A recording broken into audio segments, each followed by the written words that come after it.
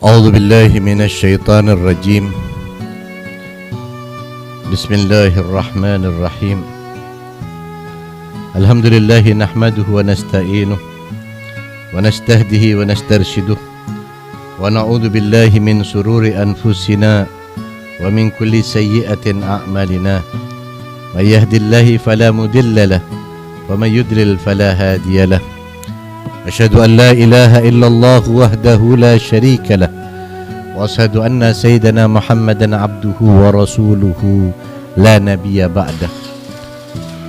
اللهم صل على نور الأنوار وسر الأسرار وترياك الأغيار ومفتاح باب اليسر سيدنا مولانا محمد المختار وآله الأطهر وأصحابه الأخيار عدد نعم الله وإفضاله. السلام عليك يا رسول الله. السلام عليك يا حبيب الله. السلام عليك يا سيدة النساء العالمين فاطمة الزهراء. السلام عليك الحسن والحسين سيد الشباب أهل الجنة. السلام على الشجرة النبوية والدوحة الحاشمية والمضيئة المثمرة بالنبوة والمنيقة بالإمامة ولدجيعك آدم ونوح عليهم السلام. السلام عليك وعلى أهل بيتك الطيبين الطاهرين. السلام عليك وعلى الملائكة المهدكين بك والحافين بقربك يا مولاي يا أمير المؤمنين. السلام على حيدر الكرار علي بن أبي طالب عليه السلام. أيها الحاضرين والحاضرات، السلام عليكم ورحمة الله وبركاته. Alhamdulillah, segala puja dan puji semuanya hanya untuk Allah Ta'ala, yang mana Allah Subhanahu wa Ta'ala telah memberikan nikmat yang terbesar di antara seluruh nikmat yang telah diberikan kepada manusia, kepada kita. Karena pada hari ini ketika kita duduk bersama di tempat ini, artinya kita orang-orang yang terpilih dari sekian banyak kaum muslimin. Hanya sekelompok kecil manusia-manusia yang diberikan pilihan oleh Allah Subhanahu wa Ta'ala untuk duduk bersama, untuk mengenang salah satu manusia yang dijadikan tonggak kebenaran oleh Rasul Sallallahu Alaihi Wasallam. Hari ini kita duduk bersama mengenal manusia yang dikenal sebagai Quranun Natik. Hari ini kita duduk bersama mengenang manusia yang dikenal disebut oleh Rasul Sallallahu Alaihi Wasallam sebagai wasinya, bahkan sebagai nafsul Muhammad, bagian dari diri Nabi Muhammad. Hari ini kita duduk bersama mengenang seorang satu-satunya manusia yang dilahirkan di dalam tempat termulia, yaitu Ka'bah. Hari ini kita mengenang manusia yang dilahirkan di hari yang mulia oleh seorang ibu yang sama dengan nama istrinya, yaitu Fatimah. Hari ini kita mengenang seoranglah yang dilahirkan dari sulbi seorang laki-laki yang dipercaya oleh Allah Subhanahu wa Ta'ala untuk menjaga kekasihnya Muhammad sallallahu alaihi wa alihi, putra Abi Talib. Hari ini kita duduk bersama mengenang seorang yang apabila kita mengenangnya maka tidak ada yang lebih sempurna, lebih agung, lebih mulia kecuali Rasul sallallahu alaihi wa alihi wasallam dibanding dengan dirinya. Maka kita berharap ketika kita berbicara tentang manusia yang mulia dan agung ini, Allah memuliakan kita karena kita mengikuti yang mulia. Allah mengagungkan kita karena kita mengikuti makhluk yang agung, yang dicintai oleh Allah Subhanahu wa Ta'ala, sehingga semoga kita pun mendapat kecintaan Allah Subhanahu wa Ta'ala. Ikhwani wa akhwati rahimakumullah, hari ini adalah hari kebahagiaan bagi Nabi Muhammad sallallahu alaihi wasallam. Hari ini Nabi Muhammad sallallahu alaihi wasallam mendapat sebuah berita gembira. Setelah sekian tahun, beliau hidup sekitar 30 tahun usia beliau pada waktu itu. Pada tahun ke-23 sebelum hijrah, Rasul sallallahu alaihi wasallam diberikan oleh Allah Subhanahu wa Ta'ala sebuah anugerah ketika bibi tercintanya yang sejak kecil telah memelihara dan menjaganya, yang sejak kecil Rasul sallallahu alaihi wasallam sejak berusia 8 tahun selalu bersama dengannya, Sejak kecil Rasul sallallahu alaihi wasallam membanggakan pamannya yang bernama Abu Talib yang selalu membelanya. Hari ini Rasul sallallahu alaihi wasallam bergembira ketika mendapatkan berita bahwa bibi tercintanya, istri dari pamannya Abu Talib, yaitu Fatimah binti Asad, melahirkan seorang anak laki-laki. Tentu saja melahirkan seorang anak orang yang biasa. Karena Abu Talib bukan cuma punya satu putra, dia punya banyak. Anak pertama namanya Talib, anak kedua, ketiga, banyak anak beliau. Sehingga bukan hal yang biasa yang dilahirkan sehingga mewujudkan kegembiraan bagi Nabi Muhammad sallallahu alaihi wasallam kalau sekedar kelahiran seorang anak biasa dari seorang Abu Talib. Tapi kali ini yang dilahirkan adalah seorang yang telah ditetapkan untuk menjadi wasinya Muhammad, penerus ajaran Muhammad, penjaga risalah Muhammad. Maka ini mengembirakan Nabi Muhammad sallallahu alaihi wasallam. Ikhwani wa akhwati rahimakumullah. Berbicara tentang kelahiran Imam Ali bin Abi Talib, kita membicarakan manusia yang ketika mendatangkan saat datang hari kelahirannya, hari itu Abu Talib tampak gundah gulana. Dia melihat istrinya Fatimah binti Asad yang telah genap kandungannya 9 bulan lebih belum melahirkan dan tampak begitu kesusahan.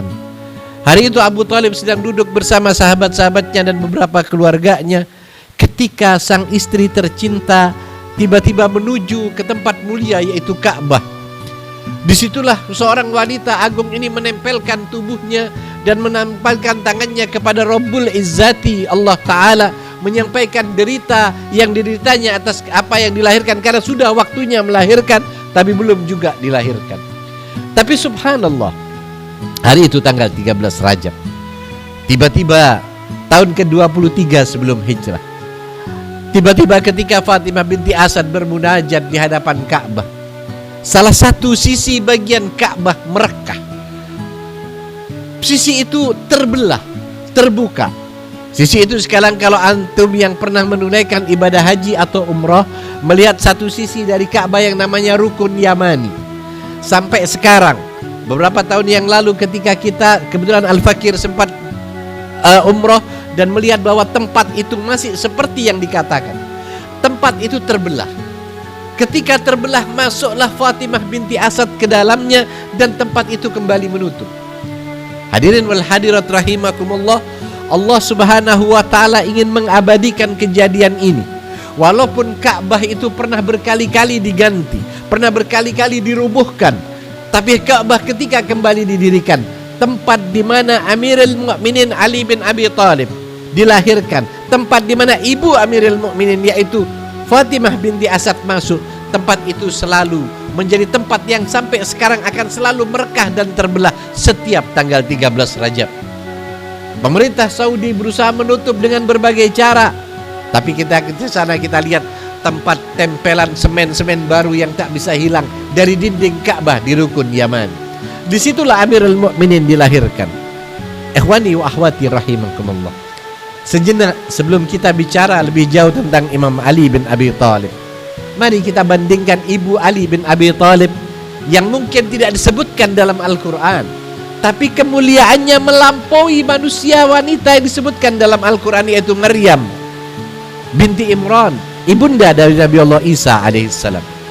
Kita tahu ketika Maryam putri Imran, ibu Isa al-Masih, tinggal di Serambi Qud, yaitu rumah Allah Subhanahu wa taala di Palestina. Saat hendak melahirkan putranya yang disebut dengan firman Allah, karena Musa julukannya adalah Kalimullah. Ketika itulah Allah Subhanahu wa taala memerintahkannya menjauh dari rumah Allah dan melahirkan di bawah pohon kurma. Seorang nabi, seorang Isa ibnu Maryam, ketika ibunya berada di Serambi dari tempatnya suci, yaitu masjid yang di Al-Qud di Palestina, ketika akan melahirkan, Allah memerintahkan pada Maryam, jangan melahirkan di tempat itu, pindahlah ke tempat lain. Maka di sebuah bawah kurma dia melahirkan seorang nabi yang mempunyai kelebihan demi kelebihan, yaitu Isa ibnu Maryam. Tapi mari kita bandingkan dengan seorang Fatimah binti Asad. Namanya tidak disebut dalam Al-Quran, Dia mungkin bukan termasuk wanita yang sebagaimana disebutkan oleh Allah 4 wanita paling utama. Tapi yang luar biasa dari Fatimah binti Asad, ketika beliau menempelkan tubuhnya di dinding Ka'bah, tempat yang paling mulia, melebihi Al-Quds, melebihi segala tempat yang paling mulia. Tempat yang mulia itu Mekkah. Fatimah binti Asad seakan-akan ditarik untuk masuk ke dalamnya, dan tempat itu kembali tertutup. Ikhwani wa akhwati rahimakumullah, di dalam Ka'bah Ali bin Abi Thalib dilahirkan. Ini satu hal yang luar biasa. Seolah-olah Allah ingin mengatakan, hei kaum muslimin, hei orang yang menjadikan Ka'bah sebagai kiblatnya, maka jadikan pula kiblat manusia yang lahir di dalamnya. Kiblat tidak akan pernah sirna, tapi kiblat akan selalu ada. Sekalipun seandainya kiblat ini hancur, orang tetap akan mengarahkan wajahnya ketika sujud kepada Allah untuk menghadap kiblat tersebut. Maka ini pula seakan-akan Allah ingin menetapkan kepada kita semua, apabila kalian menghadap kiblat, maka hadapkan pula wajah kalian. Ikutilah pula manusia yang dilahirkan di dalam kiblat kalian tersebut. Inilah Ali bin Abi Thalib. Ketika beliau dilahirkan, 3 hari dalam riwayat beliau ada di dalam Ka'bah. Siapa yang melayaninya tidak ada yang tahu. Bagaimana proses kelahirannya tak ada yang tahu, kecuali Fatimah binti Asad ibundanya dan mungkin para bidadari yang turun pada waktu itu melayani. Pada hari ketiga atau riwayat sebagian keempat, tiba-tiba pintu Ka'bah terbuka dari dalam. Semua masyarakat menyaksikan hal tersebut. Ketika Fatimah binti Asad mereka melihat, sehingga manusia berkumpul di hadapan Ka'bah menunggu kapan orang yang masuk dalam Ka'bah ini keluar. Maka ketika beberapa hari kemudian pintu ini terbuka, Fatimah binti Asad keluar dari dalam Ka'bah. Semua orang mengerubunginya dan bertanya bagaimana kejadiannya. Tapi waktu itu menyeruak seorang laki-laki tampan berusia muda, 30 tahun usianya. Manusia yang tertampan tiada tara. Dia adalah manusia yang termulia, Muhammad sallallahu alaihi wasallam al-Mustafa. Dia yang pertama menyambut bayi yang diberikan oleh Fatimah binti Asad. Lalu dia mengatakan bahwa anak ini aku namai dengan Ali. Ibunya menamainya dengan Haidar, tapi namanya adalah Ali menurut Rasul sallallahu alaihi wasallam.